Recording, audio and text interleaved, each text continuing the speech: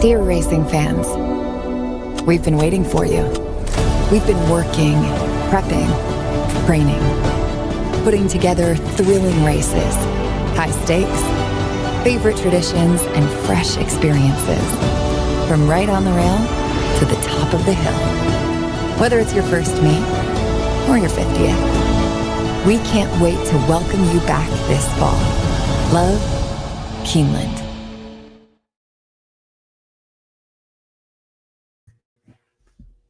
And a very pleasant good evening, everyone. Welcome into the Keeneland Look Ahead podcast. Jeremy Plonk here from Horse Player Now. It is Wednesday night. We're getting set for the Thursday card, October 9th. It'll be day 5 of 17 of the fall meet here at Keeneland. If you caught the action today at Keeneland, nobody took down the pick 6. So we're going to start things off with a pick 6 carryover on this program. Pick 6, of course, a $1 wager, traditional, no jackpot provisions in the Keeneland pick 6. Pick 6 carryover of $26,647. It'll be the final 6 races on this 10-race card. We'll look at the entire lineup and how the card shakes out for you with the snapshot in just a moment. But again, races 5 through 10 will have that $26,000 carryover in the pick 6. Today, they had a Toyota Super High 5 carryover of more than $50,000 going into the final race on the card. Long shot won, 35-1 shot ran third, and lo and behold, the Toyota Super High 5 today paid $181,000 for the one ticket that took it down in the 8th and final today. If that was you, congrats, drinks on you, and we're heading out for steaks after that one for sure. 2-win day for me in the handicapping column. Not bad, but again, nothing great here. I'm not getting the big key plays in that we need here at the meet. Favorites won only just 2 of 8 on the card today. 4 second place finishes for the favorites. We talked about it with the rain that came during the dark days. We said the main track would tighten up, and it certainly did. In the 6 races on the main track today, 4 of them were won wire to wire. We didn't see that opening 3 days of the racing meet. So definitely more presence with speed today. That natural water in the surface keeps it from being so loose and cuppy like it was when it was dry opening weekend. And that tightens things up. Horses get less fatigued over a tight racetrack. They run faster on the front end. They don't get as tired. They have that advantage turning for home, and oftentimes they don't get beat. That's what we saw in several races today. Again, 4 wire-to-wire winners in 6 main track dirt races today. Luis Saez had 3 wins on the program. Irad Ortiz had a couple. Mike Maker, who took the Ziggy, he was over opening weekend at Keeneland. He had 2 wins, so he turned the corner. Some of those other barns, McPeak, Cassie, they've got some horses I really like on this program coming up on Thursday. I'm a little worried about the way those barns have performed over the first 4 days of racing. But again, the sample size isn't that big yet, but you've only got 17 days at Keeneland. You got to turn it on here at some point in time.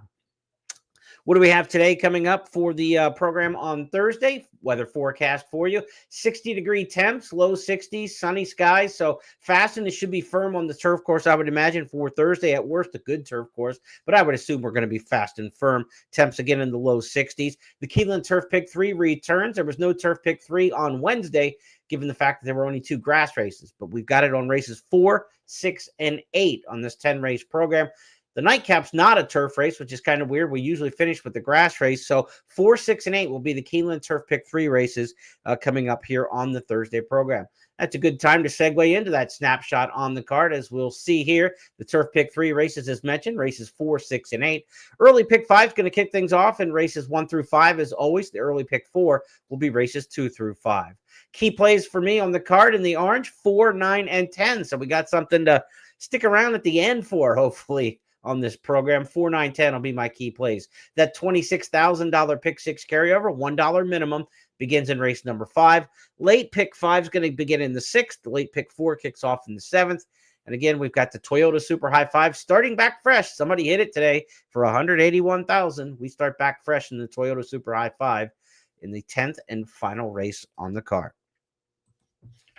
I don't think there's a lot of super standout favorites on this particular program. I mean, I don't see there's no obvious 2 to 5 shot anywhere in the program. And how many favorites are going to be even money, sub even money? Not many. I mean, I think this is going to be a really competitive race card. Doesn't mean favorites can't be successful, but I think they're going to be, if they are successful, they're going to be in that 7 to 5, 8 to 5, 5 to 2 range, and not so many heavy odds on type favorites. But the publics, the cause, people get in and dive in on horses and they go lower than you would suspect. There were a couple horses running today that I thought, okay, this horse looks like the favorite, but not even money favorite. We'll see how the betting goes, but I don't see a lot of horses on this particular program, to me, that show any value anywhere around even money. I think this is a pretty competitive card where finding the key plays on the program, frankly, was tough because there's a lot of races where you could turn and twist in a lot of different angles. So that's good handicapping. Let's get after it. Starting things off, race number 1, the handicapper selectors box. You can get this at Keeneland.com. Go down and check out the easy print function there, or you can just check it out online at Keeneland.com. Go into the handicappers consensus. Tom Leach, Scott Hazelton, Kim Nelson, and myself, our picks published there, free each and every racing day of the meet. All right, Keeneland race number 1, non-winners of 2 lifetime. We're going to start things off here with number 5, Just Like Max, being my choice, 4-1 in the morning line. This horse kind of got left in the dust early at Churchill, then rallied to win easily in the career debut. That was for a maiden 30, claimed away from Brad Cox. Now goes to Gennaro Garcia, good trainer at Horseshoe Indian. He wins some races in Kentucky as well. Garcia's got this horse first off the claim. Not a barn that does tremendous stats off the claim. You're just kind of hoping that maybe you hold that form from the debut from the Brad Cox barn, because that was a pretty good looking effort. In there for Just Like Max. The Churchill shippers do very well in these non-winners of 2 lifetime. We've had 112 of these claiming races in fall meets in the past. 40 of the winners have come to Churchill. No other circuit produced more than 12. So really the Churchill horses have been excellent in these spots. Cousin Roscoe, the 3, Smoles, the 4. Neither one of those look like much on paper. So the Churchill horse who's actually got some decent form in here, Just Like Max, the 5, going to be my top choice in this particular spot. Just Like Max, also top pick in here for Kim. And then we've got the 7 and 9 also getting some love on top here from Tom and from Scott. So fairly competitive race, 4 handicappers, 3 different choices picked on top. The one after party is the 5-2 morning line favorite, Tyler Gaffalione riding for David Jacobson. This combination hits 32% together. This one comes down from Gulfstream on a trainer change. So again, this horse could be competitive. We don't see a lot of maiden claimers from Gulfstream come up here and be particularly strong, but David Jacobson moves horses up. We know that. This one comes off Jack Sisterson. He's a horse that Jacobson now owns and trains, so a private purchase. He gets top jock Tyler Gaffalione to ride. I can see the one after party being effective in this spot, but again, as a 5-2 morning line favorite, I just don't see any way that any horse in this race is going to be worth being bet down, something to 5. I don't think you want anybody in here at 6-5, 7-5, 8-5 in that kind of range. Demand a little value here in race number 1 and get things started with, probably a couple horses that you want to kind of take a look at. I would go 3 deep in here, looking at the multi-race wagers. Maybe throw in Tom's top pick if you wanted and get to 4 deep if you have some stronger opinions in other races. But for me, 5-9-1, the way we're going to take race number 1. To the second we go. Maiden claimers go 6.5 furlongs in this one. We've had 89 fall meet maiden claiming sprints for the older horses like this, and first-time starters just are not effective in these particular spots whatsoever. So Super Mist and Keeneland and a couple of those 2 are the first-timers, along with Just Call Rip. You got 3 first-timers in this field of 9, and they just statistically do not show up in these kind of races.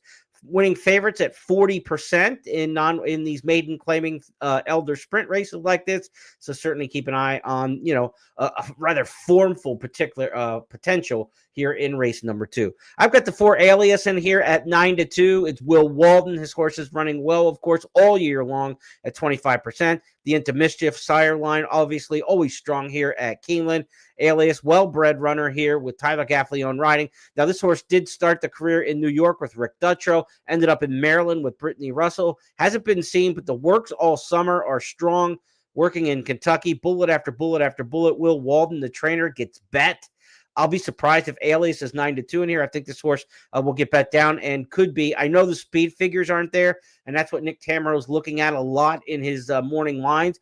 The speed figures for the 7 Don't Ghost Me are far superior in the 70s, but I think this horse is going to get bet, the 4 Alias. The 7 Don't Ghost Me is the morning line favorite, and obviously the other main contender in this race. This horse has had 4 career starts, has either been flat or lost ground in the stretch in 3 of those, so Don't Ghost Me's got to figure a way to finish here at 6.5. Wasn't able to finish the deal at Colonial or Delaware Park. Those were maiden specials, now does drop into maiden claiming, and that's usually a pretty good angle. But you got a horse from Laurel and Alias. You got a horse from Delaware in Don't Ghost Me. 2 of the favorites from circuits we're not really used to seeing a lot of success here at Keeneland in the fall. The only Churchill shipper in this race is kind of, a misnomer because number 5 Fracture ran at Churchill last time out, but that was at Churchill in May of 2024 off a year and a half. So really not a lot in terms of like where they're coming from, where you can kind of hug and embrace anybody in this particular race and say they're going to have a major class edge. Maybe the 9 Coffee Talk has been primarily Kentucky Fairgrounds, is running against some decent competition, but it was already in for 30 last time when claimed at Ellis Park off a turf race. David Jacobson, maybe he's got the double here. Jacobson's got one in the opener that we talked about, After Party, first time in his barn. He's got another first time in his barn here with Jose Ortiz. One thing about David Jacobson's horses when they've run at Keeneland, it seems like, and statistically it bears it out, there's just not a huge sample size of it. When he's got one really live, Irad Ortiz has been the jockey who's been riding for him. So the fact that you got Jose riding here on Coffee Talk and the horse for Jacobson in the opener is Gaffleone, I mean, those are excellent riders, right? I mean, you got Jose Ortiz or Tyler Gaffleone, you're happy about it. But it seems like when it's go time for David Jacobson, Irad Ortiz is in the saddle. So we'll see how that shakes out. Race number 2, though, I've got the 4 in here, Alias.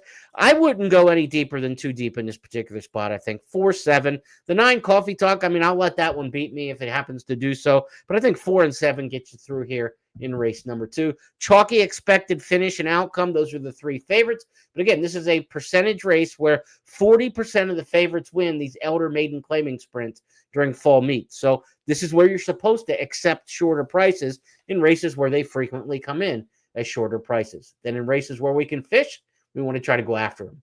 Let's go to race number 3 next up. No new wagers starting here in the 3rd race. We'll set you up with the conditions. Starter allowance company here. 6 furlong sprint. These are for horses that have started for a claiming price of $12,500 or less during the calendar years 2024 and 2025.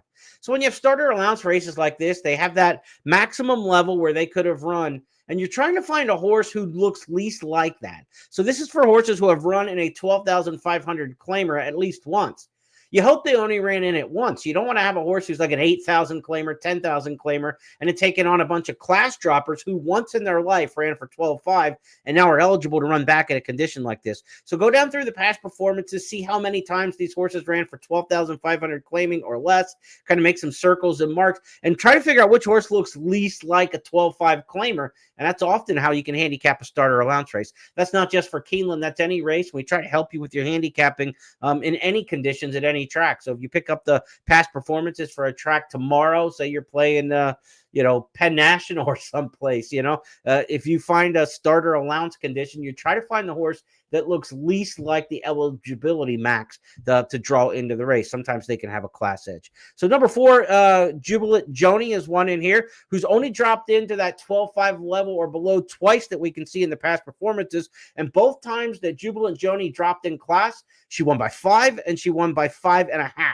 So she dominates when she gets down to the level of horses who are 12.5 claimerish. That's why I picked her on top in here. She's 5-2 in the morning line. We talked about Irad Ortiz. This is the rider for me in this particular spot, race number 3. I'm on the 4, Jubilant Joni. Now, a couple picks on top in here for Motown Dynamic, the 7-5 morning line favorite, coming off 4 straight wins at Prairie Meadows and 7 wins on the year for Motown Dynamic.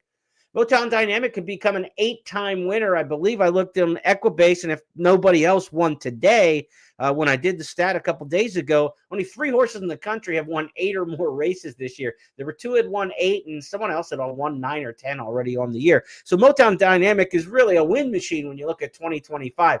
One thing about Prairie Meadows, I'll tell you this, as a guy who used to work in the Midwest and at the smaller tracks and follow those circuits, Prairie Meadows is one of the most speed-favoring racetracks you're going to find anywhere in America. Speed is deadly at Prairie Meadows. So Motown Dynamic to go wire to wire in 3 straight, that's kind of par for the course out there, especially when you're a good horse who's 1-5 or 1-10 odds, 1-20 odds. This horse has just been absolutely smashed at the windows in those last couple. Superior horse to the competition and speed at Prairie Meadows. I mean, it just wasn't going to give back those kind of advantages. This will be a much tougher spot for Motown Dynamic. First time over the track here at Keeneland by Motown. Really not a lot to go by there in terms of, a sire that gets a lot of great success here at Keeneland. So we're just going to have to see. Does Motown Dynamic handle the competition, handle the footing here at Keeneland for the first time. And it's 7-5 in the morning line. I don't see going that direction when you have a horse that I like in Jubilant Joni. So 5-2 on Jubilant Joni. I'm contemplating making this one of my key plays of the day. I like to get a little bit higher price on a key play like that. But if you're looking in the early pick 4, the early pick 5, and we go back to the snapshot and see, in the early pick 5, the early pick 4, if you're playing in those multi-race wagers, this is a good spot to single, because a lot of people are going to take Motown Dynamic in this spot. If you beat the favorite, that's puts you in really good footing in terms of your potential payout. And if you don't go too deep and you single in here, that gives you either half the price of the ticket, because going from a single to 2 deep doubles the cost of the ticket, or it allows you to play the same ticket twice for the same amount of money, and then when you hit it, you'll hit it twice. So I really like the idea in this race of attacking by taking Jubilant Joni on top and trying to beat Motown Dynamic in this particular spot. And there's not a lot of great value to make intra-race when the horse is 5-2, and maybe we'll go even a little bit lower under IRAD. But if Jubilant Joni here for Rick Dutrow is the winner in this particular spot, already a winner over the racetrack, then I think we can knock Motown Dynamic out of that pick 4 and pick 5. Can be very helpful to us. So I'm not going to play this race intra-race with the exacta, try, super, that sort of thing. I'm just going to try to get by with the 4 in the multi-race bets, and that's going to allow me to have either a cheaper ticket or a ticket that I can punch more times when we're looking at the pick 4 and the pick 5 in the early going. Let's go next up to race number 4 on the program on this 10-race card. Mile and an eighth on the main track for Maiden Specials. So a little bit different dynamic to this. We're going longer for the Turf Maiden Specials in here. We've only had 13 races in the fall meets at 9 furlongs or longer in these Elder Maiden Special Weight races. Horses coming from off the pace have had some success in these races. Favorites are 6 for 13, so they do hit at a pretty solid number. None of the closers close for more than 5.5 lengths back, so you kind of want to be in that 2 to 5 length back range. A horse who can kind of work out a first over trip can be very effective in here, and that's what I'm looking for as one of my key plays on the card. Race number 4, the 8, Caviar Breakfast. Because when I draw up this race on paper, the 1 Perfect Union from the rail has speed. The 3, Oriah from the 3 hole, probably wants to go out there. And I don't respect either one of those horses on the front end. I don't think either one of them is an effective horse to take this field wire to wire at this class level. So Caviar Breakfast, the 8, could get an absolute dream trip. This horse could be sitting 3rd or 4th behind 2 non-respected horses and be able to pounce. Last time out, got no help on the pace end. 48-2 at Churchill for the opening half. 113 for 6 furlongs. They were walking. Caviar Breakfast was 5th in that race. Still closed and ran a good 3rd, beating a length and a half. I think a little bit closer on an aggressive ride from Irad Ortiz, sitting 3rd in here. And by Mendelssohn, the sire Mendelssohn had 3 winners on the turf here in the spring meet. So Caviar Breakfast for me, my first key play on the card. And as I look across the way, nobody else has Caviar Breakfast even in their top 3. 6-1 in the morning line. I know Kenny McPeak's in a bit of a slump here, obviously, to start the fall meet. But this is one where I think he might be able to right the ship. Perfect trip. Rider change to Irad. Love this one here.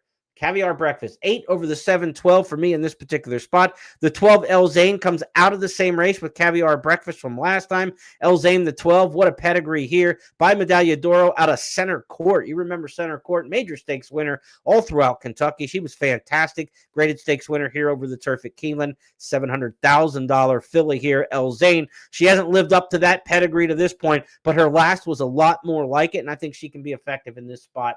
So give me the 8 over the 7-12, and we'll attack this one. Miss Farrell, my second choice, the 7-20-1 in the morning line. I like the race here at Keeneland last year in the spring, in April, from a tough post position, a little bit better draw this time. Frankie Dettori's ridden her a couple times now and gets back aboard this daughter of American Pharaoh. I think Miss Farrell, 20-1 in the morning line. Tom Leach's top pick. You can see this is starting to look pretty exciting in here. You got a 6-1 on top that nobody else likes, 20-1 in the second spot, 12-1 in the third spot. This is exactly why race number 4 for me is one of my key plays of the day. And honestly, one of the better bets of the meet for me so far because of the amount of prices that we have in here, the number of prices, that can really develop not only a potential win bet, but the exactas, the tries, the supers in a full field like this, we can really do some damage in this particular spot if we're right. The 10 weighted advantage is an 8-5 morning line favorite who just simply has been getting beat. And if she doesn't win this race, she got beat at 7-5, she got beat at 6-5, she got beat at 5-2. She's run second or third in all but one career start, 5 of 6. It's Chad Brown, it's Tyler Gaffleone. They're going to get bet again, but she couldn't get it done at Ellis, at Churchill, at Aqueduct, at Gulfstream, Kentucky Downs, 5 different tracks. This is now a 6 different track. Maybe she'll like Keeneland more, but I can't take a short price. And when I have horses I like and I want to beat the favorite in here, I feel really good about it. So if we can get those price horses 8, 7, and 12 in the mix, use the 10 in the second and third slots for your exotics. So something like a try would be like, 8, 7, 12 over 8, 7, 12, 10 over 8, 7, 12, 10. So you're only using the 10 in the second and third slots. You're trying to beat the favorite in here at 8-5, and you do it with the 3 price horses that we like in here. And if you want to play more in combinations, then you play more with Caviar Breakfast, the top pick on top, as the one that we like more. But we want to weight this one properly. This is a good play, I think, in race number 4. We'll get after it with, with some zeal, if you will, in Thursday's 4th race. To the 5th we go at Keeneland, maiden claimers, going to mile and 16th here on the main track, 30,000 level. These are 2-year-old maiden claimers. So we've had 36 of these 2-year-old maiden claimers as race number 5 starts that carryover pick 6. We've had 36 of these races in the past in fall meets for 2-year-old maiden claimers going long on the dirt. Favorites are 18 for 36. 26 of the 36 winners dropped from maiden special weight races. So horses on the class drop from maiden special have been very effective in these particular spots. That's something you want to keep an eye on. There are several horses in here in that kind of mix. You've got the likes of My Secret Dreams dropping out of the maiden specials, Ranting and Raving. I Mean Business, a long shot out of the maiden specials. Lady Faye comes out of the maiden specials. First-time starters haven't had a lot of success in these races. 5 of the races have been won by first-time starters of the 36. So 2-year-old maiden claimers going long, try to get some experience in here. And again, a class edge to those dropping out of the maiden specials has been pretty effective. I will say that I don't always bet the trend straight up. I think the 9 in here, Beach of Dreams, is one coming out of the maiden claiming ranks. It was a 75,000 maiden claimer at Saratoga. I think that's going to stack up. It's not a maiden special, but when you look at maybe a horse who's running maiden special at Horseshoe Indianapolis versus a horse doing a 75,000 maiden claimer at Saratoga, you can make a really strong argument that that race is stronger than the race at Colonial, the race at Indiana Downs for these horses who are coming out of some of the maiden specials. So I think the 9 Beach of Dreams is going to fit really well against this particular group. And by Omaha Beach, the sire who's got 26% wins on the main track here at Keeneland over the last 4 years. So number 9 Beach of Dreams is going to be my pick here as we start this carryover pick 6. Look at the other handicappers across the way. Scott also has Beach of Dreams, as does Kim Nelson. 5-2 in the morning line. Like we said, favorites at 50%. So do you want to kind of, go up against a trend where, like the favorites are extremely strong in these kind of races? Kenny McPeak has won more maiden claiming routes than most all other trainers. And when you look in the 2-year-old ranks, Kenny McPeak has lost 17 2-year-old maiden claimers going long at Keeneland, 17 starters, 4 wins, 5 seconds, 2/3. Exceptional numbers in maiden claiming 2-year-old routes like this. Kenny McPeak's got the 9 Beach of Dreams and the 8 Lady Faye. I think both of them would have to be in the mix. The 4 Tia Lupe is a first time or a long shot to look at it, and I kept in here. This horse was bet a little bit live at a 9-horse field for connections that don't necessarily get bet at Hawthorne. 11-1 in the career debut, didn't break, but has had a bullet workout since. Maxfield, a first crop sire who's done some pretty good things with his young 2-year-old so far. I think Tia Lupe might be one to keep an eye on in here if you're looking for a price to mix in underneath. So I took the 2 McPeaks, 9 and 8, and split them up with that long shot in between. But you see the 9 and the 8 top picks in here. We're all thinking this is where Kenny McPeak gets off the duck maybe for the meet. He's got 2 really good shots to fire in race number 5. That's going to start the pick 6, like I said.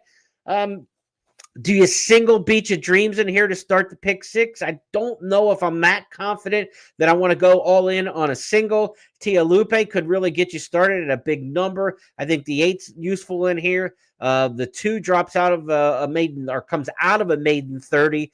I don't know. I mean, 3 deep maybe in this race. Maybe you take the 2 McPeaks, or maybe you just cut bait and go 1 deep in this particular spot. I mean, if you look at the handicappers here, we're all saying 999 with an 8 mixed in there. So it's probably a 2 deep situation, 9 and 8, but the 9 might be just the best one of all, Beach of Dreams. And maybe you get your pick 6 ticket started with a single. And again, in a situation where favorites win 50% in these maiden claiming 2-year-old route races, it's probably not a bad spot to look for a single. But again, do I look at that horse on form and say, 4 to 5, 3 to 5? Yeah.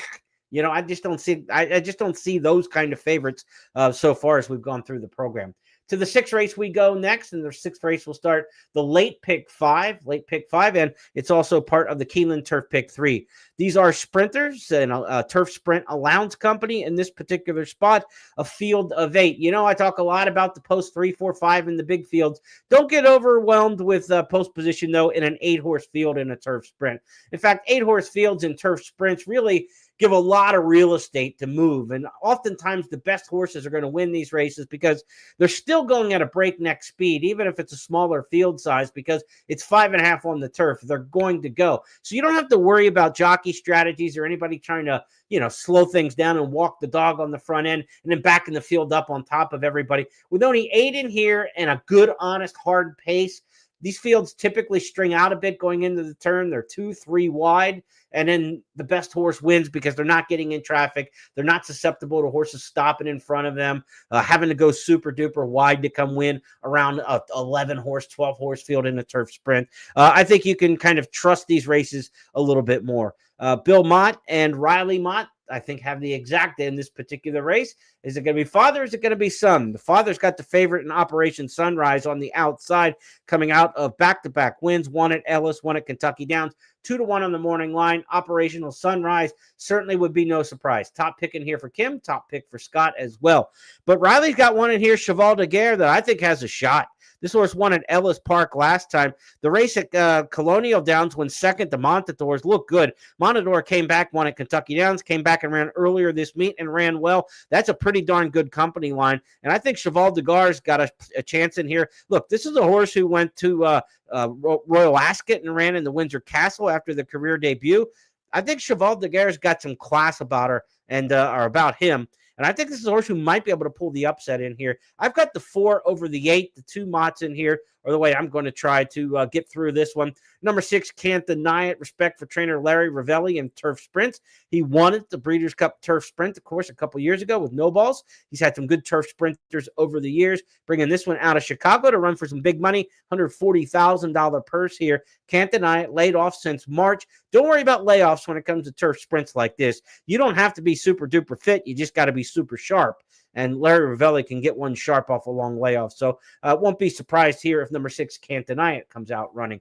Definitely 3 good options to me, the 4, the 8, and the 6. And if you look at the other handicappers, there's a lot of 8s and 6s in there. And I'm the one who's got the 4 kind of mixed in along with Kim. So 3 deep perhaps for the multi-race wagers in this particular spot. I don't think you need to go super deep in here. Brian Lynch does have the 1 litigation coming off 3 straight wins. No real knock there, but this horse has got 2 wins on the turf at Ellis Park. Very firm turf course. We did get a little bit of rain, so the turf's not quite as firm as it was earlier in the meet last week.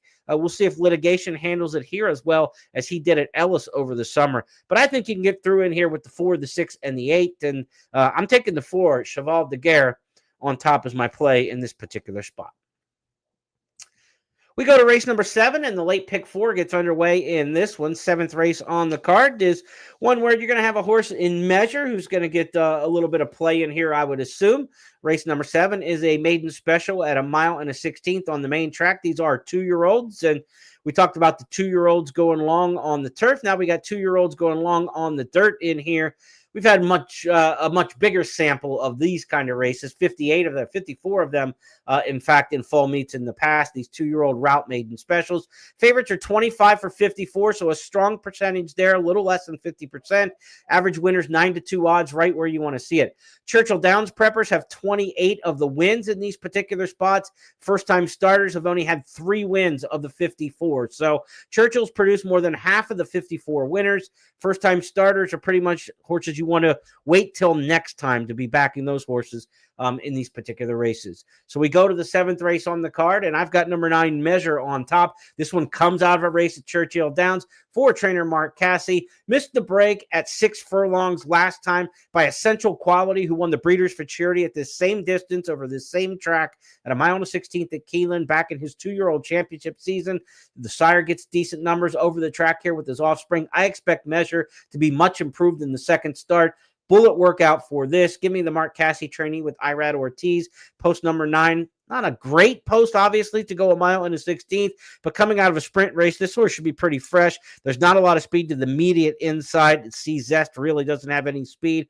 Some of the others, Biscaret, I'm not sure how fast that one is. Midnight Flight hasn't shown any speed. So I can't imagine Measure getting just hung out to dry on the clubhouse turn here if Irad gets her out of the gate a little better than she did last time out. Give me the 9, Measure, on top. Number 2, Melody Maker, one to consider in here. By McLean's Music out of 50 Shades of Hay. She was a good one. She won the Black Eyed Susan, and, she was good running long, 50 Shades of Hay. So her offspring here sprinted on the turf in the career debut, now stretches out around 2 turns. The pedigree says on the dam side that she should like this, and McLean's Music should give some brilliance on the top, not necessarily route. I think the endurance comes from the dam side of the pedigree of number 2, Melody Maker. Tyler Gaffleone is an ace rider at these mile and a 16th finishes at the 16th pole finish line, especially when he gets post 1 or 2, as we talked about last week. The numbers are outstanding for Gaffleone when he's in the 1-2 hole going a mile and 16th.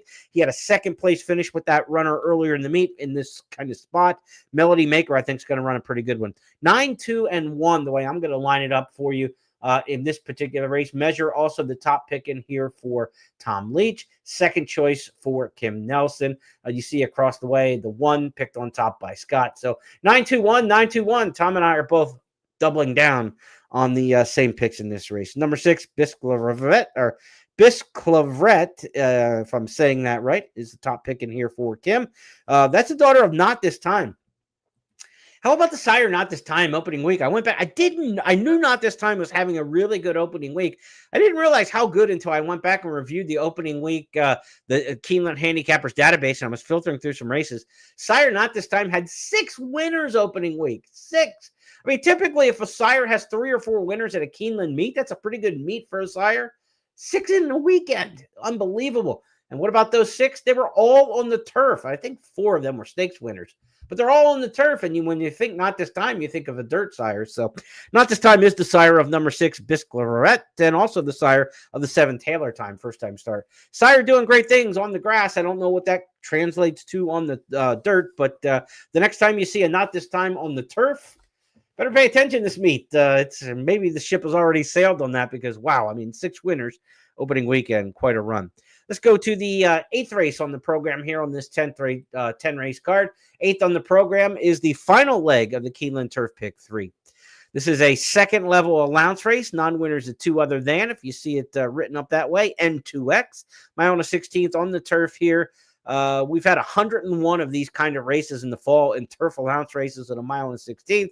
Favorites have won 31, so they underperform a little bit. The average winner is 6-1. So again, a higher average price than what you're supposed to see. 9-2 is about the average of all averages of a race payout.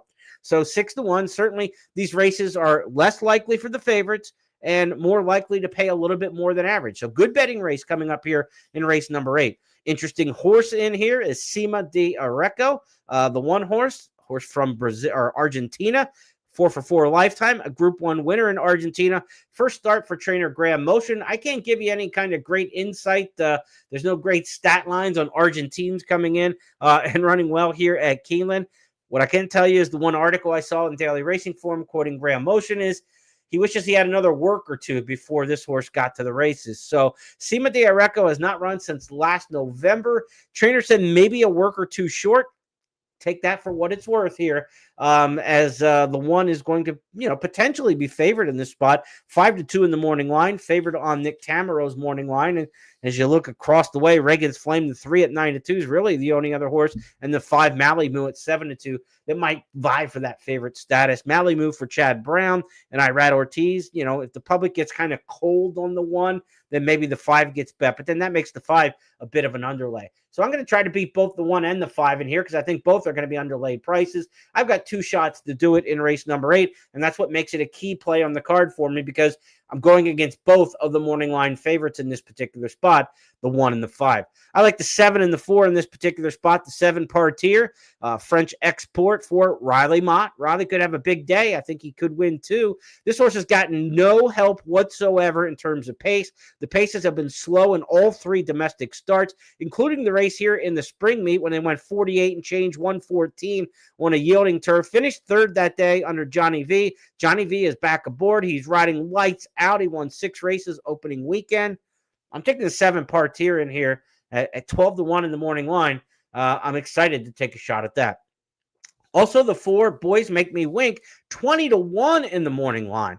This is a horse who I think second off the layoff has run well in the form cycle in the past. There's a good second off the layoff start back in July at Ellis Park with a big move forward. I'm not big on speed figures, but if you look at the Beyer speed figures for Boys Make the Boys Wink, the first start back off the layoff back in May of 2024 was a 62 Beyer, improved 18 points the next time to run an 80. If this horse makes that same kind of forward move, second start off the layoff, I think this horse could be sitting on a big race. Got a 71 Beyer last time, an 18-point Beyer jump makes it 89, and 89 would be the best of anybody in this race, faster than anything Malimu has ever run. So I don't know if Boys Make the Boys Wink will make that same forward leap, but that's what you're trying to handicap and project here. Second start off the layoff is a good form cycle move. Trainer Nacho Correa is about to retire here soon. We like to send him out maybe with a winner. Jose Ortiz riding. So 7 and 4, 12-1, 20-1 in the morning line. I'm against the 2 favorites in this particular spot because I think both will be underlaid prices.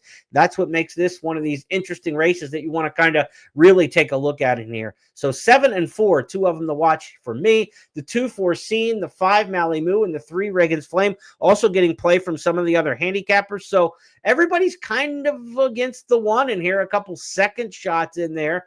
But you can see this is the spread race for a lot of us in this particular spot. And as we know, historically, again, favorites underperform a little bit right around that 30-31% range. And favorites should win about 38% in races in today's racing game.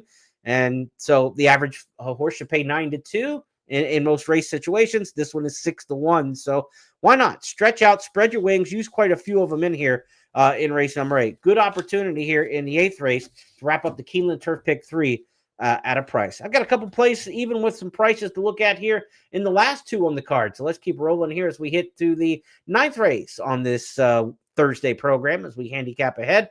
Our second of 3 key plays. Arguably, the 8th race could be in that same discussion with the key plays. But here in the 9th race, I'm going in on number 9, Him.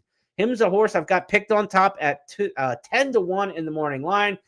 Kim's got him second as well. Nobody else has him picked in this spot.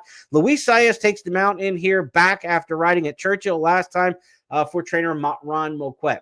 I do the countdown to the Crown Scouting Report of 3-year-old races every year for the past 20 seasons where I look at every maiden, every allowance race at all the major circuits around the country. When Him broke his maiden back in February at debut, I put a big circle around him. He beat older horses that day, 3-ups, winning back in February, and drew off a 1x4 for Ron Moquet. I thought he could be a horse that we're going to be watching on that Oaklawn Road to the Arkansas Derby series. He didn't extend to that, but he did try to go longer in some allowance races, and then the Bathhouse Row Stakes where he finished 4th after setting the pace that day. That was a decent field. Instant Replay came back and won some nice races. I believe won the Super Derby at Louisiana Downs as well. But Him took on pretty good competition at Oaklawn, and this is a one-turn horse. And so after a little summer break, came back in September and ran a good second last time out in 1:08.3, a really fast time at Churchill last out for this one behind Taylor's Version, 5 lengths in front of the 3rd place horse. I think Him ran a winning race last time, and I think he can run a winning race here again. This is a good one-turn horse. I'm looking forward to seeing this one go. And Luis Saez in 7 furlong sprints, we said it. He popped another one in today. The guy's an absolute maestro, and his horse today was a nice price. Nobody rides 7 furlong races better than Luis Saez. The numbers bear it out. Statistically, he's fabulous in these spots. I like the 9 in here. Him is one of my best bets of the day for sure. The 1 BU, one to keep an eye on here, has not raced in over a year. Turns back a bit in trip, was running a little bit longer than this in some of the other starts in the Bluegrass Stakes. They did try the Woody Stevens at 7/8. This is a good comeback spot for the son of Curlin, Todd Pletcher. Everything he put on the track opening week was running exceptionally well. He won with 4 of his 6 starters, something along those lines, or Pletcher ended up with 5 maybe at the end of opening weekend. He had a fabulous first set of days of racing here.